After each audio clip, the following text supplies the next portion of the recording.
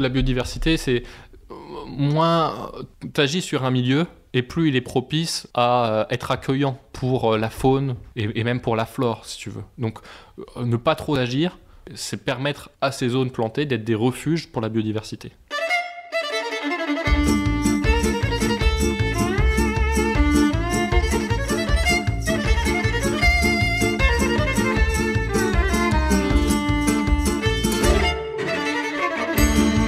Nicolas, alors on est entre le gâteau et le café. Donc on va parler maintenant biodiversité. Tu vas nous parler d'un projet de la végétalisation. Oh là, c'est dur à dire. La végétalisation de la ville de Blois. Un projet sur lequel vous travaillez. Vous avez fait des propositions avec ton groupe. En fait, si tu veux, la végétalisation de la ville de Blois, c'était vraiment un axe de notre mandat qu'on avait déjà mis en avant quand on a fait campagne pour être élu. Et puis, assez rapidement, on a fait un séminaire de majorité après avoir été élu pour pouvoir fixer ensemble nos objectifs de mandat et nos priorités.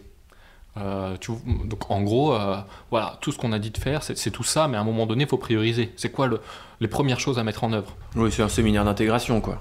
Bon, si tu veux, je sais pas. Mais tu vois, par exemple, le plan vélo, on avait identifié, et puis la végétalisation de la ville, c'est ressorti très fort. Tous les élus étaient d'accord pour dire la végétalisation de la ville, c'est un truc essentiel. Et donc, l'élu en charge de la végétalisation de la ville, c'est Hélène Menou, qui est adjointe à la nature en ville à Blois, sur la partie végétalisation. Elle travaille avec David Legrand, qui lui est en charge parc et jardin, et puis toute la partie aussi entretien. Donc finalement, tu as deux élus référents sur la ville de Blois qui bossent ensemble. Voilà. Ça, c'est un petit peu pour planter le décor. Et puis moi, je suis en charge du paysage, de la biodiversité, et puis tout ce qui est milieu naturel, mais plutôt à l'échelle agglomération. Voilà, donc finalement, on est un trinôme à travailler sur ces thématiques-là, entre ville et agglomération. Donc là, pour rentrer dans le vif du sujet, la végétalisation de la ville de Blois, c'est quelque chose qu'on lance. On la lance sur deux choses principales. C'est on a demandé à retravailler le plan de gestion pour mettre en place ce qu'on appelle un plan de gestion différencié. C'est très simple. En gros, tu as des espaces verts, des espaces plantés, mais est-ce que la pelouse, au niveau d'un rond-point ou d'un abord de route, elle a besoin d'être tondue toutes les semaines? Pas forcément. Donc si ça se trouve, on peut faire des économies de gestion, de temps, d'argent, et en même temps mettre en valeur plus de biodiversité en ayant sur certaines espèces une gestion, ce qu'on appelle extensive, c'est-à-dire une gestion à minima. Wow, là tu rentres dans trop compliqué. Attends, parce que la gestion de la biodiversité, ça représente quoi exactement? Quand tu dis que ça va... En gros, la biodiversité, c'est moins... Tu agis sur un milieu et plus il est propice à être accueillant pour la faune, et même pour la flore, si tu veux. Donc, ne pas trop agir, c'est permettre à ces zones plantées d'être des refuges pour la biodiversité. Donc, quand tu travailles sur la gestion de tes espaces verts, tu travailles aussi sur la biodiversité, parce que tu travailles sur, à un moment donné, qu'est-ce que j'accepte de laisser comme zone refuge pour les animaux, pour la flore, pour que la flore puisse ressemer, pour que les animaux puissent s'y cacher, etc. Tu vois ce que je veux dire? Ouais. Un exemple tout bête, si tu coupes la pelouse à plusieurs centimètres au-dessus du sol, t'épargnes 80% des insectes par rapport à si tu la coupes à 1 centimètre, tu vois, des choses toutes bêtes. Ok. Mais le plan de gestion différencié, ce qu'on va dire, c'est en gros, on fait un diagnostic par secteur, un diagnostic, on va dire, géographique sur un plan. Tu regardes, voilà, c'est quoi tous les espaces verts qu'on gère?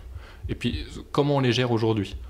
Et puis tu vas dire, ben voilà, maintenant on va essayer de différencier, on va dire tel espace planté, il est proche du château, c'est quelque chose de prestigieux, peut-être qu'il a besoin, et puis on est sur des fleurs vivaces ou des choses comme ça, lui il a besoin d'un entretien plus fréquent, et puis telle zone qui a un grand espace libre de pelouse, peut-être que cette pelouse elle peut devenir une prairie et qu'on va la faucher que 2 fois par an, et ça aura une autre esthétique, ça sera très beau aussi, mais en plus de ça, ça pourra accueillir de la biodiversité. Et donc en fait, c'est ce travail-là qui est demandé au service. Et là, aujourd'hui, ils nous font un diagnostic de comment on gère aujourd'hui. Et puis, sur la base de ce travail d'état des lieux, on va travailler ensemble sur comment on gère demain pour permettre à plus de biodiversité en ville. Et donc là, tu parles d'un état des lieux, il va être rendu quand cet état des lieux? Normalement, dans les 2-3 mois à venir. Ouais. C'est assez long en fait, parce qu'il faut tout cartographier, tout recenser, etc. Et donc ça, c'est la première chose. C'est la gestion de notre patrimoine végétal actuel. Et la deuxième chose de la végétalisation, c'est comment on amplifie les espaces plantés en ville. Pourquoi les amplifier? Parce que ça participe du cadre de vie. Voilà, avoir une rue plantée, c'est plus agréable, mais aussi tu luttes contre les îlots de chaleur. On sait que dans les prochaines années... Contre les îlots de chaleur, c'est ça? Contre les îlots de chaleur. Les îlots de chaleur, en fait, dans les prochaines années, on sait que les températures vont monter. En réalité, c'est plutôt, on va avoir de moins en moins 4 saisons, mais de plus en plus 2 saisons, des températures extrêmes. En été, il fera très très chaud, et puis en hiver, plus froid, avec plus de risques d'inondation, par exemple, parce qu'il pleuvra plus fort. Et donc, il faut pouvoir se préparer à ça. Et donc, quand tu plantes une ville, t'apportes de l'ombre, mais t'apportes de la fraîcheur. Et en fait, c'est comme les arbres, les plantes, elles climatisent la ville, si tu veux. Et donc, elles la rendent plus vivable quand il y a des fortes chaleurs. Donc, c'est pour ça qu'on dit, plantons la ville pour lutter contre les îlots de chaleur. À l'inverse, si tout est en béton, si tu veux, tu as un effet où la chaleur, elle est absorbée par le bitume, elle se réfléchit sur les façades, et en fait, ton nombre de degrés en ville, et en général, il est supérieur de quelques degrés par rapport à en campagne. La ville réchauffe encore plus l'air par des phénomènes de réverbération. Donc, chouette. Donc, si tu veux, c'est lutter contre ça. Puis en même temps, tu crées du refuge de biodiversité, en même temps, tu améliores la qualité de vie, et puis en même temps aussi, tu gères mieux les eaux pluviales. Parce qu'à chaque fois que ce qu'on appelle désartificialiser, en gros, quand tu enlèves de la croûte, de béton, de bitume, pour remettre des espaces plantés, tu permets aussi à l'eau de venir s'infiltrer et recharger les nappes. Et en fait, ça, c'est ce qu'on appelle la gestion intégrée des eaux pluviales. C'est-à-dire, plutôt que l'eau pluviale, quand une goutte, elle tombe par terre, plutôt qu'on l'envoie dans un tuyau où elle va être polluée en fait, par le tuyau lui-même qui est sale, avant d'aller à une station d'épuration où elle sera nettoyée avant d'être rendue à la Loire, ben en fait, tu essaies de faire en sorte que la goutte de pluie, elle puisse s'infiltrer au plus près de là où elle est tombée. Et comme ça, tu participes à recharger les nappes, parce que si tu envoies dans le tuyau pour envoyer à la Loire, ben finalement, tu n'as pas toute cette partie de rechargement des nappes phréatiques. Tu évites qu'elles se polluent dans les tuyaux, et puis tu évites aussi de surcharger ta station d'épuration en cas de très forte pluie, où en fait, presque tu as trop d'eau qui arrive à la station, on n'arrive plus à gérer, donc tu es obligé de renvoyer à la Loire de l'eau qui n'a pas eu le temps d'être nettoyée. Et donc ça aussi, c'est catastrophique. Donc tu participes aussi à une meilleure qualité de notre ressource.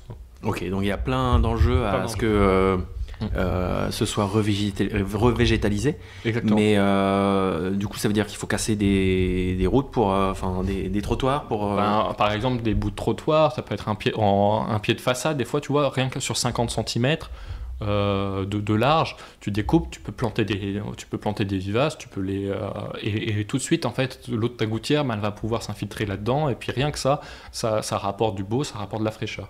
Tu vois, et vaut mieux multiplier ça. Mais en fait, si je voulais t'en parler à cet épisode-là, c'est parce que la première étape de ce qu'on a fait, c'est qu'on a profité du fait qu'on avait une école de paysage sur le territoire pour leur proposer une étude prospective sur où est-ce qu'il faut qu'on plante. On a un objectif, on se dit, voilà, on veut planter 3500 m² par an de végétal en plus, et l'école du paysage, ces étudiants, ils vont nous faire un diagnostic pour dire, bah voilà, les quartiers qui sont en déficit de végétal, donc les priorités elles sont là, et puis après dans un deuxième temps elles nous diront voilà des scénarios de ce qu'on pourrait faire, et puis quand elle nous aura rendu ça, nous on ira voir les comités de quartier pour travailler avec eux sur la base de ces projets et pouvoir les mettre en œuvre après. Et donc ce vendredi on a le premier rendu de l'école du paysage à mi-parcours où on m'a demandé avec Hélène Menou d'être jury. Et puis Christine Robin, qui est en charge de la démocratie, sera présente aussi pour commencer à réfléchir à comment elle va porter ça aux citoyens, et elle va les aider à s'emparer de cette question-là. Génial. Non mais c'est vrai. Ouais, c'est ultra motivant. Ouais. Bah, tu vois bien, je pars en tunnel, là, donc ça monte. Bon, très bien.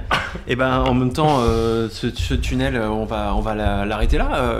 Vendredi, du coup, il y a une retransmission quelque part Alors vendredi, le public, en fait n'importe qui peut venir écouter, ouais, mais c'est pas retransmis, c'est pas retransmis. Bon, mais on en reparlera, de toute façon c'est un projet de long terme tout au long du mandat, on aura l'occasion de suivre la mise en place de ce projet. On pourra réinviter les gens et donner les prochaines dates. On pourrait inviter des étudiants à en parler.